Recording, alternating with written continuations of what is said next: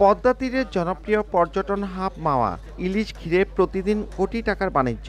খরস্রোতা নদীর সৌন্দর্য, পদ্মা সেতু দর্শন ও ইলিশের স্বাদ নিতে দেশি বিদেশি পর্যটকে মুখর থাকে শিমুলিয়া ঘাট। ঘুরতে আসা মানুষ যে কোনো ব্যাংক ও MFS এর মাধ্যম থেকে বাংলা QR কোডে লেনদেন করতে পারছেন।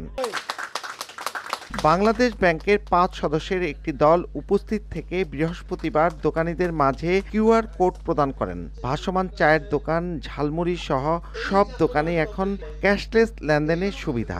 কাস্টমার যখন পেমেন্ট করতে আসছে, এই হিসাব নিকাশে যে একটা সময় ব্যয় হচ্ছে, এটা তখন অনেক কমে যাবে। তখন সে তার জাস্ট অ্যাপটা বের করে আপনার QR কোডটা স্ক্যান করে পেমেন্টটা করতে পারবে। এই যে দেখো কিউআরটা এখানে, অপশনটা এখানে আছে কিউআর পেমেন্টে, এখানে গিয়ে স্ক্যান করো, তারপরে টাকার অ্যামাউন্টটা দাও, পিন দাও, ঠিক আছে? তারপরে ক্যাশটা যে অ্যাকাউন্টে আসলো সেটা তো নিশ্চিত হতে হবে। ক্যাশলেস লেনদেনে থাকছে না নিরাপত্তা ঝুঁকি, আবার দুর্নীতি প্রতিরোধ সহ নানা রকম সুবিধাও রয়েছে। নগদ টাকা যখন ট্রানজ্যাকশন হয় কী চান্স থাকে? টাকাটা জাল হতে পারে, টাকাটা আপনার সিরা টাকা হতে পারে।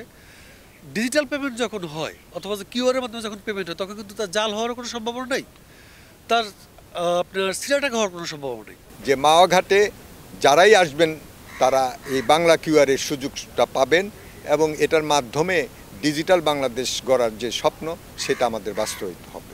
পদ্মা তীরের 200 দোকানি পেয়েছেন QR কোড সুবিধা।